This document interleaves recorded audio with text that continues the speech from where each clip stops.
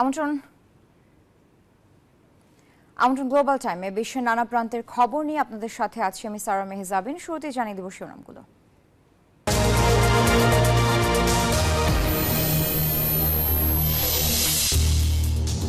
ট্রাম্পের শুল্ক ঘোষণায় বিশ্ব অর্থনীতিতে অশনি সংকেত, বাংলাদেশ ও মার্কিন সহায়তা স্থগিত। রোহিঙ্গা ভরণ পোষণ নিয়ে উদ্বেগ। ইসরায়েলে কারাবন্দী আরও 200 ফিলিস্তিনির মুক্ত, চুক্তি বাস্তবায়নে বিলম্বের অভিযোগ। হামাসের যুদ্ধে অনাথ 36,500 শিশু। ইউক্রেন যুদ্ধে অগ্রগতি, রাশিয়া ট্রাম্পকে ব্যবহার করতে চাইছেন পুতিন, মন্তব্য জেলেনস্কির। মার্কিন সহায়তা বন্ধে দিশেহারা Kyiv. Rainbow Paints, the color of joy. দেখছিলেন শিরোনামগুলো। শব্দের আরেক নাম, একদম ইউনিক স্ট্রাকচারাল ডিজাইনের কসমিক ডো। এর ওয়াল থিকনেস ও রিপ থিকনেস বেশি থাকা থেকে 50 বছরেরও বেশি। কসমিক ডো, নিশ্চিন্তে 50 বছর। এবার বিস্তারিত। অস্ত্রের লড়াই বন্ধ করে তীব্র বাণিজ্য যুদ্ধের মঞ্চ প্রস্তুত করছেন ডোনাল্ড ট্রাম্প। এরই মধ্যে কয়েকটি দেশের ওপর শুল্ক আরোপের ঘোষণায় বিশ্ব অর্থনীতিতে দেখা দিয়েছে অশনি সংকেত। ব্রিক্স মুদ্রা নিয়ে ট্রাম্পের হুমকিতে ভারত, চীন, রাশিয়া। তবে ট্রাম্পের এমন অবস্থানে কেউ লাভবান নয়, বরং বৈশ্বিক বাণিজ্য যুদ্ধের আশঙ্কা প্রকাশ করেছেন বিশ্লেষকরা। বিশ্বের ধনী ব্যক্তিদের এভাবে একই ছাদের নিচে নিয়ে আসাকে মার্কিনীদের নতুন একটি মাইলফলক, যা আগাম বার্তা দিচ্ছে যে দেশটির অর্থনীতিতে ইতিবাচক পরিবর্তন আসছে। ট্রাম্প বুঝিয়ে দিচ্ছেন আমেরিকার স্বার্থ সবার আগে। I will very simply put America first. মুক্ত ও অবাধ বিশ্ব বাণিজ্যের ধারায় বিশ্বাসী নন ট্রাম্প। যুক্তরাষ্ট্রে উৎপাদিত নয় এমন সব পণ্যে 10% শুল্ক আরোপ চান। এতে জার্মানির অটোমোবাইল বা গাড়ি রপ্তানি শিল্পের উপর সবচেয়ে বড় আঘাত আসবে। পরিসংখ্যান অনুযায়ী মেক্সিকোর 83% এবং কানাডার 75% পণ্য রপ্তানি হয় যুক্তরাষ্ট্রে। আর এতে শুরুতেই ধাক্কা ফেলতে পারে পুরো ইউরোজোনকে। ট্রাম্পের একটি খুব শক্তিশালী মার্কিন দৃষ্টিভঙ্গি রয়েছে। বুঝতে পারি যে মার্কিনিরা তাকে ভোট কেন দেয়। তার সবকিছুই যুক্তরাষ্ট্রের দৃষ্টিভঙ্গির মধ্যে সীমাবদ্ধ, কিন্তু বিশ্বব্যাপী তা স্থিতিশীলতা বজায় রাখবে না, কেবল বৈষম্য ও নিরাপত্তাহীনতাকে আরো বাড়িয়ে তুলবে। এদিকে ডলার সংকটে আন্তর্জাতিক লেনদেনের জন্য ব্রিক্স দেশগুলো সহ ডলারের বিকল্প চাওয়া দেশগুলোর উপর শতভাগ শুল্ক আরোপের হুঁশিয়ারিতে ভারত, চীন, রাশিয়া সহ দক্ষিণ এশিয়ার দেশগুলো। বিশ্লেষকরা বলছেন এরই মধ্যে প্রভাব পড়তে শুরু করেছে। মূল্যস্ফীতির বিরুদ্ধে একটি কৌশল খুঁজে বের করতে আমাদের আসলে গভীরভাবে অনুসন্ধান করতে হবে, কারণ ডোনাল্ড ট্রাম্পের বেশিরভাগ নীতি প্রস্তাবই শুল্ক দিয়ে শুরু। বন্ধু মোদিকেও ছাড় দিচ্ছেন না ডোনাল্ড ট্রাম্প। তিনি কমিয়ে আনতে চান ভারতের সাথে বাণিজ্য ঘাটতি। চীনের উপর বাড়তি 10% শুল্ক আরোপ করতে চান ডোনাল্ড ট্রাম্প। তবে নতুন করে বাণিজ্য যুদ্ধ শুরু হলে যুক্তরাষ্ট্র বা চীন কেউ জয়ী হবে না বলে জানিয়েছে বেজিং। মাসুদ রানা, নিউজ 24। এই যে আমার ব্যাংক আরএফএল গ্যাস স্টোভ, এর সায়েন্টিফিক নজল আর ব্রাশ বার্নার তাপকে সমানভাবে ছড়িয়ে খরচ বাঁচায় 25%। আরএফএল গ্যাস স্টোভ নিরাপদ ও গ্যাস সাশ্রয়ী। 304 ফুড গ্রেড স্টেইনলেস স্টিলে তৈরি, যা নিশ্চিত করে জংবিহীন সিঙ্কের আজীবন নিশ্চয়তা। আরএফএল কিচেন সিঙ্ক, স্বাস্থ্যকর কিচেনের চিরস্থায়ী সমাধান। ক্ষমতায় বসে এই 90 দিনের জন্য বিদেশি সহায়তা স্থগিত করার সিদ্ধান্ত নিয়েছেন মার্কিন প্রেসিডেন্ট ডোনাল্ড ট্রাম্প। মার্কিন প্রশাসনের এমন সিদ্ধান্তে উদ্বেগ জানিয়েছেন আন্তর্জাতিক সম্পর্ক বিশ্লেষক শাহাব এনাম খান। তবে যুক্তরাষ্ট্রের নিজস্ব সকল স্বার্থ বিবেচনা করে এই সহায়তা আবার চালু করবে বলে আশাবাদী অর্থনীতিবিদ এম মাসুর রিয়াজ। ট্রাম্পের এই সিদ্ধান্তে বাংলাদেশে কতটা প্রভাব পড়তে পারে এ বিষয়ে বিশ্লেষকদের পর্যবেক্ষণ তুলে ধরছেন প্রমা চৌধুরী। ক্ষমতায় এসেই একের পর এক বিতর্কিত সিদ্ধান্ত নিচ্ছেন ডোনাল্ড ট্রাম্প। যুক্তরাষ্ট্রের বিদেশি সহায়তা কার্যক্রম স্থগিত করে 90 দিন পর্যালোচনা করার সিদ্ধান্তে বাংলাদেশের এর প্রভাব নিয়ে সৃষ্টি হয়েছে শঙ্কা। ইতিমধ্যে বাংলাদেশের সহযোগিতা কার্যক্রম স্থগিত করেছে যুক্তরাষ্ট্রের আন্তর্জাতিক উন্নয়ন সংস্থাও। রোহিঙ্গা সংকট নিরসন, জলবায়ু ও খাদ্য নিরাপত্তার মতো কার্যক্রমে দেশটির চলমান সহায়তার ক্ষেত্রে বড় প্রভাব পড়তে পারে বলে উদ্বেগ জানান এই আন্তর্জাতিক সম্পর্ক বিশ্লেষক। মুশকিলটা হবে যেটা যে বাংলাদেশে একটা বড় রোহিঙ্গা পপুলেশন আছে, সুতরাং সেই জায়গাতে আমাদের একটা বিষয় আছে এবং মার্কিন যুক্তরাষ্ট্র বাংলাদেশের অনেকগুলি খাতে সহায়তা করে থাকে, যেমন আপনার এগ্রিকালচার বলেন, পানি, urban climate and so on, সেই জায়গাতে আমার মনে হয় এক ধরনের ঘাটতির সৃষ্টি হতে পারে। আর তাই অনিশ্চয়তা থেকে স্বস্তি পেতে পররাষ্ট্র মন্ত্রণালয় ও প্রাইভেট সেক্টরের সমন্বিত প্রস্তুতির উপর জোর দেন তিনি। বাকি যে ইনস্টিটিউশনস গুলি আছে তাদের একটা সমন্বিত প্ল্যান করা দরকার। আদারওয়াইজ আমার মনে হয় না যে এই আনসার্টেন এনভায়রনমেন্ট থেকে আমরা খুব বেশি স্বস্তিদায়ক রেজাল্ট পাবো। যুক্তরাষ্ট্র নিজস্ব সকল স্বার্থ বিবেচনা করেই 90 দিন পর্যালোচনার পরে এই সহায়তা কার্যক্রম আবার চালু করবে বলে মনে করছেন অর্থনীতিবিদ এম মাসুর রিয়াজ। ট্রাম্পের যে বিজনেস প্রায়োরিটিস গুলো আছে সেগুলোর জন্য নেগোসিয়েশন রুম তৈরি করতে পারে এবং ওভারঅল আমেরিকা ফার্স্ট গ্লোবালি এবং ইন্টারনালি সেটার সাথে অ্যালাইন করে এই সাহায্যগুলোকে রিপারপাস করতে পারে। প্রতিক্রিয়ায় পররাষ্ট্র উপদেষ্টা তৌহিদ হোসেন বলেন, বৈশ্বিক এই সিদ্ধান্তে 3 মাসের জন্য অর্থ সহায়তা কমলেও স্থগিতাদেশ নিয়ে উদ্বিগ্ন হওয়ার কোনো কারণ নেই। 90 দিনের জন্য তারা বন্ধ রাখছে, এটা মোটামুটি কিন্তু প্রত্যাশিত ছিল। উনি কিন্তু নির্বাচনের আগে থেকে বলছিলেন যে উনি এগুলি বিবেচনা করবেন, নতুন করে দেখবেন। এটা ধরে নেওয়া যায় যে এটা এই ধরনের ফান্ডিং কমবে, এটা তো সবাই আশঙ্কা করছে। উন্নয়ন প্রকল্পে সহায়তা কমলেও আগামীতে তা অব্যাহত থাকবে বলে মনে করছেন পররাষ্ট্র উপদেষ্টা। যে কোনো পরিস্থিতি সৃষ্টি হবে যখন, তখন সেটা আমাদেরকে মোটর ধীরে বের করে নিতে হবে। প্রমাদ চৌধুরী, নিউজ 24, ঢাকা। বিজলি কেবলস যে কোনো স্থাপনার বৈদ্যুতিক সংযোগকে রাখে নিরাপদ। এর স্কিন কোটেড ইনসুলেশন সম্পূর্ণ ফায়ার রিটার্ডেন্ট, তাই বিজলি কেবলস নিজেই নিজেকে নেভায়। বিজলি কেবলস, নিরাপদ আজীবন। মার্কিন পররাষ্ট্র মন্ত্রণালয়ের দক্ষিণ ও মধ্য এশিয়া বিষয়ক সহকারী পররাষ্ট্রমন্ত্রী ডোনাল্ড লুর মেয়াদ শেষ হয়েছে বলে জানিয়েছে হোয়াইট হাউস। যুক্তরাষ্ট্রের পররাষ্ট্র মন্ত্রণালয় নিশ্চিত করেছে যে ডোনাল্ড লুর মেয়াদ 2025 সালের 17 জানুয়ারি শেষ হয়েছে।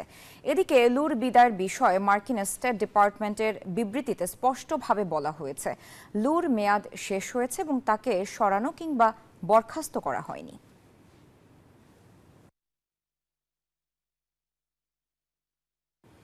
ইসরায়েল ও হামাসের মধ্যে যুদ্ধবিরতি চুক্তি অনুযায়ী ইসরায়েলি 2 কারাগার থেকে মুক্তি পেয়েছেন আরও 200 ফিলিস্তিনি বন্দী।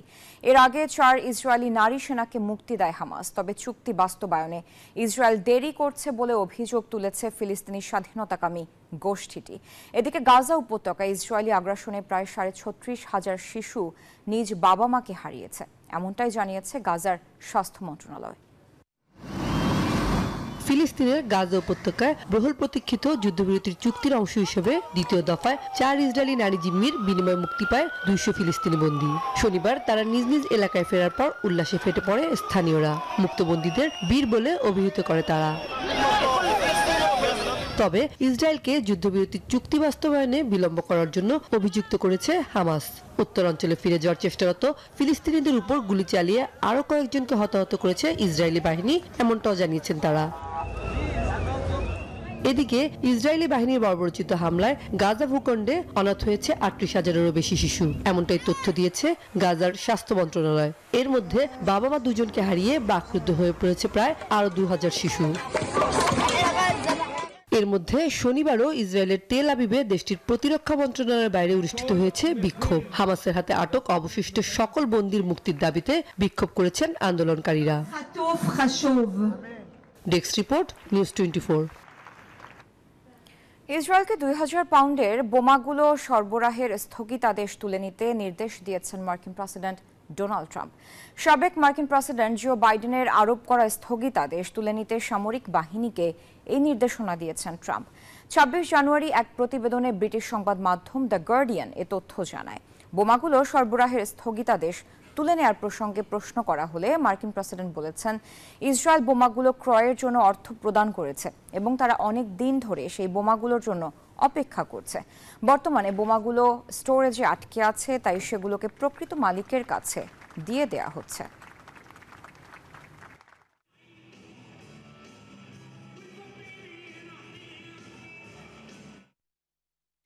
ইউক্রেনের সাথে চলমান যুদ্ধে আরও অগ্রগতির দাবি করেছে রাশিয়া। এরই মধ্যে কিয়েভের নিকটে আবারও ড্রোন হামলা চালিয়েছে রুশ বাহিনী।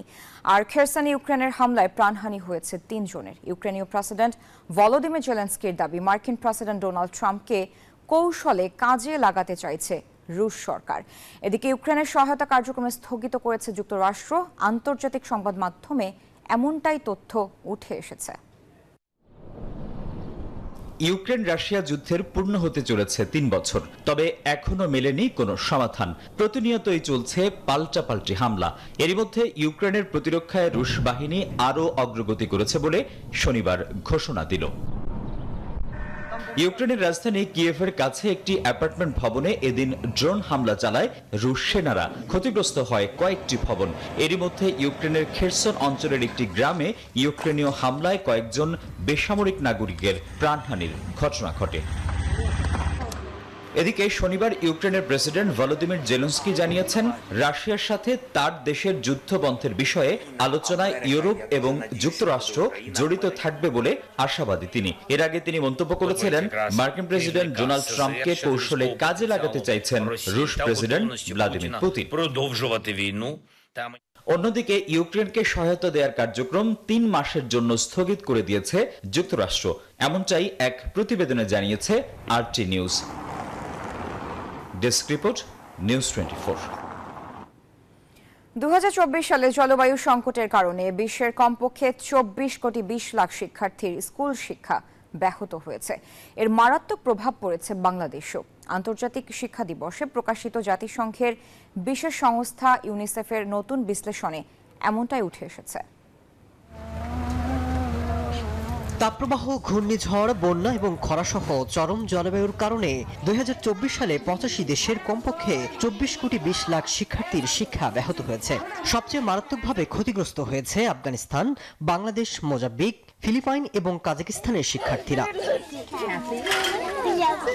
বিশ্বের জলবায়ুর প্রভাবে যেমন দক্ষিণ এশিয়া সবচেয়ে বেশি ক্ষতিগ্রস্ত, ঠিক তেমনি গেল বছর এই অঞ্চলের 12 কোটি 80 লাখ শিক্ষার্থী এর প্রভাবে শিক্ষায় বাধার মুখে পড়ে। পূর্ব এশিয়া এবং প্রশান্ত মহাসাগরীয় অঞ্চলে 5 কোটি শিক্ষার্থী ক্ষতিগ্রস্ত হয়েছে। এছাড়া ইউরোপে প্রবল বৃষ্টিপাতের কারণে ইতালি, স্পেনে প্রায় 10 লাখ শিক্ষার্থীর স্কুলে যাওয়া ব্যাহত হয়েছে। 2024 সালে শুধু বাংলাদেশে জলবায়ু সংকটে 3 কোটি 30 লাখ শিশুর শিক্ষা ব্যাহত হয়েছে বলে জানিয়েছে ইউনিসেফ। গেল বছর এপ্রিল মে মাসে তাপপ্রবাহের কারণে শিশুরা পানি শূন্যতা এবং হিটস্ট্রোকের ঝুঁকিতে পড়ে। এতে দেশের স্কুলগুলো প্রায় 2 সপ্তাহ বন্ধ রাখা হয়। এছাড়া ঘূর্ণিঝড় রিমাল এবং জুন মাসে ভয়াবহ বন্যার কারণে দেশের বিভিন্ন জেলায় একাধিক স্কুল বন্ধ রাখা হয়। এতে শিক্ষা কার্যক্রম আরও হুমকিতে পড়ে। এমন অবস্থায় আন্তর্জাতিক জলবায়ু অর্থায়ন প্রতিষ্ঠান, দাতা সংস্থা, বেসরকারি খাত এবং বাংলাদেশের অন্তর্বর্তী সরকারের প্রতি নীতি এবং পরিকল্পনায় শিশুদের চাহিদাকে অগ্রাধিকার দেওয়ার আহ্বান জানিয়েছে ইউনিসেফ। এদিকে প্যারিস চুক্তি থেকে সরে যাওয়া নিয়ে ট্রাম্পের হুঁশিয়ারি আরও ভাবাচ্ছে উন্নয়নশীল দেশগুলোকে। মাসুদ রানা, নিউজ 24। মধ্য আফ্রিকার দেশ কঙ্গোতে সংঘর্ষের ঘটনায় অন্তত 13 জন শান্তিরক্ষী মারা গেছেন। বিদ্রোহী M23 গোষ্ঠীর সঙ্গে সংঘর্ষে হতাহতের এই ঘটনা ঘটেছে বলে তথ্য পাওয়া গেছে। বিবিসি জানায়, নিহত শান্তিরক্ষীদের 9 জনই দক্ষিণ আফ্রিকার। দেশটির সামরিক বাহিনী জানিয়েছে, DR কঙ্গোর পূর্বাঞ্চলীয় গোমা শহরে বিদ্রোহী যোদ্ধাদের অগ্রযাত্রাকে ব্যর্থ করে দেওয়ার সময় মারা গেছেন তারা। অন্যদিকে নিহত বাকি শান্তিরক্ষীদের 3 জন মালাউইয়ান এবং 1 জন উরুগুয়ের সেনাও রয়েছে। গোমার পরিস্থিতি ক্রমশ খারাপ হওয়ায় নিজেদের অনাবশ্যক কর্মীদের সরিয়ে নেয়ার সিদ্ধান্ত নিয়েছে জাতিসংঘ। তবে খাদ্য বিতরণ, চিকিৎসা সহায়তা এবং সুরক্ষার মতো জরুরি কার্যক্রম পরিচালনার জন্য রয়ে গেছেন প্রয়োজনীয় কর্মীরা।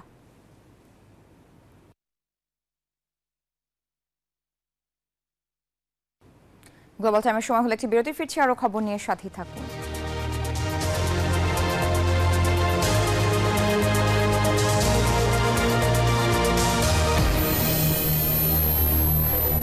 নুডলস খান নাই?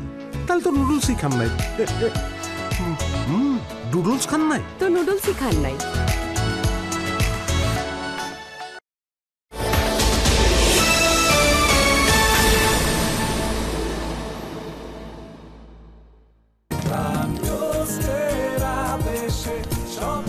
প্রিমিয়াম ময়দা থেকে তৈরি, প্রোটিন, আয়রন ও ফাইবার সমৃদ্ধ প্রাণ টোস্টের আবেশে সবাই কাছে আসে।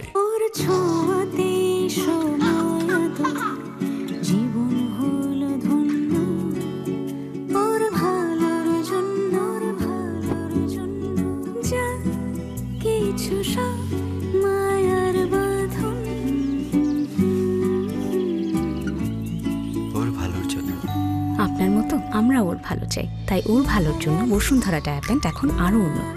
এর এরগোনমিক শেপ এবং সুগঠিত লেগ কাপ আরো বেশি লিকেজ প্রতিরোধক। ব্রিদেবল ফ্যাব্রিক রাখে র্যাশ মুক্ত। Hot air through top sheet দ্রুত শোষণ করে সোনামণিকে দেয় কোমল অনুভূতি। বসুন্ধরা ডায়াপ্যান্ট ওর ভালোর জন্য। দেয়ালে দাগ নিয়ে নো টেনশন, থাকলে Rainbow Acroplast emulsion. Rainbow Paints, the colour of joy. পাওয়া যাচ্ছে রেইনবো পেইন্টসের শোরুমে, অনলাইনে অর্ডার করুন অথবা .com-এ।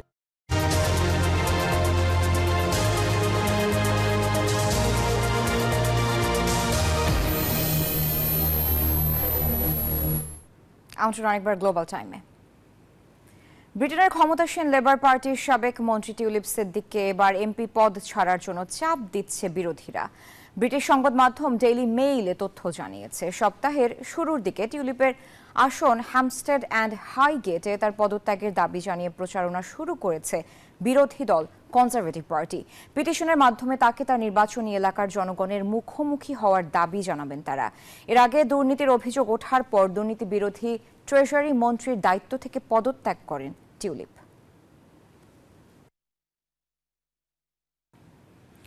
উত্তর আফ্রিকার দেশ সুদানে একটি হাসপাতালে ড্রোন হামলায় ৬৭ জনের প্রাণহানি হয়েছে। আহত হয়েছেন আরও অনেকে। গত শুক্রবার এই হামলার ঘটনাটি ঘটে।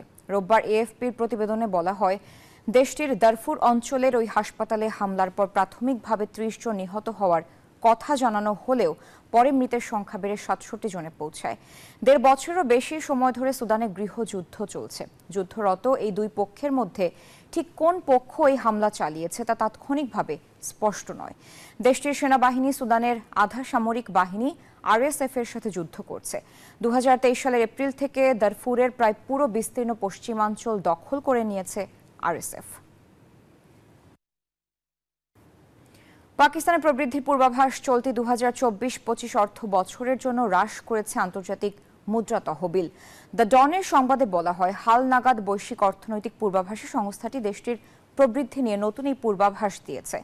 ২০২৪-২৫ অর্থ বছরের পাকিস্তানের প্রবৃদ্ধি ৩% হতে পারে। ঠিক কী কারণে পাকিস্তানের প্রবৃদ্ধির পূর্বাভাস হ্রাস করা হয়েছে সে বিষয়ে সুনির্দিষ্টভাবে কিছু বলেনি তারা। তবে তুলার উৎপাদন কমে যাওয়া এবং শিল্পোৎপাদনের গতি কমে যাওয়া এই পরিস্থিতি সৃষ্টি হবে বলে ধারণা করা হচ্ছে।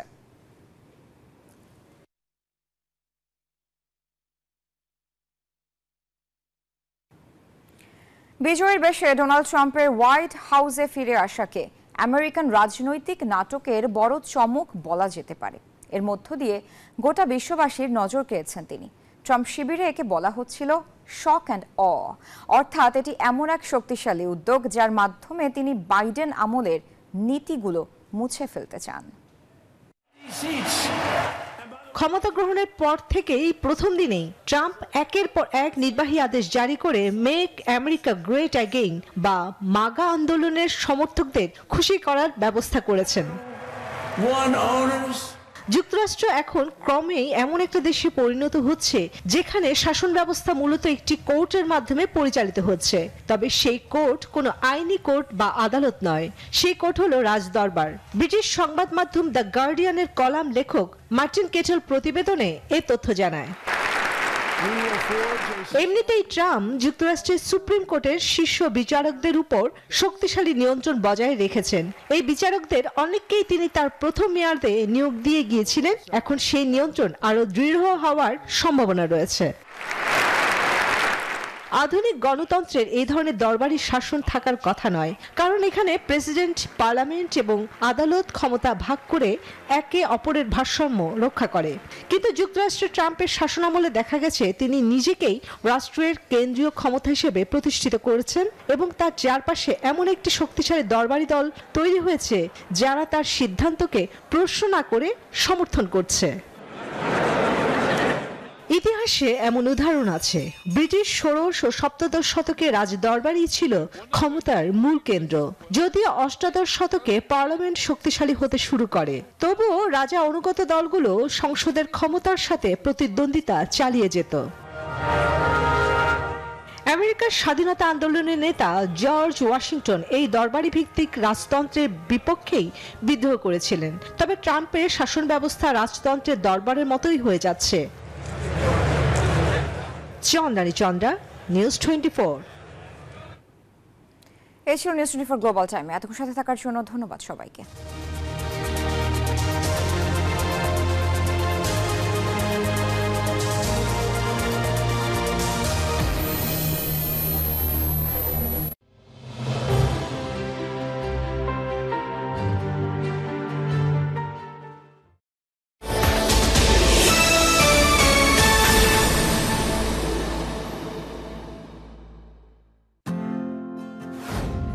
রাস্তা পার হতে ট্রাফিক সিগন্যালের প্রতি দৃষ্টি রাখুন। জেব্রা ক্রসিং, ফুট ওভারব্রিজ ও আন্ডারপাস দিয়ে রাস্তা পারাপার করুন। পথচারীরা ফুটপাথ দিয়ে চলাচল করুন। মোবাইল ফোনে কথা বলতে বলতে রাস্তা পার হবেন না।